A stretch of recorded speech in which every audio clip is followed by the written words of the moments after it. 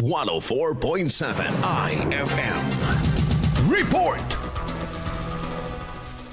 Naka-standby na ang Incident Command Post o ICP ng Pangasinan Disaster Risk Reduction and Management Office sa iba't ibang bahagi ng Lingayen bilang pagtugon sa mga kinakailangang pagresponde ngayong holiday season.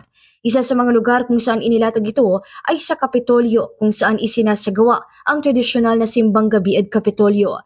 Kabilang sa iba pang ahensya ng gobyerno na nakaantabay sa lugar ay ang Provincial Health Office o PHO, Bureau of Fire Protection o BFP at Hani ng Kapulisan. Pagtitiyak ng mga nabanggit na tanggapan, nakaantabay ang mga kawani sa inaasang pagdagsa ng mga Pangasinense sa 9 na araw na simbang gabi. Mula dito sa IFM Digupan, ito sa Idol Ron Nakatatak, IFM. IFM News. IFM News. IFM News.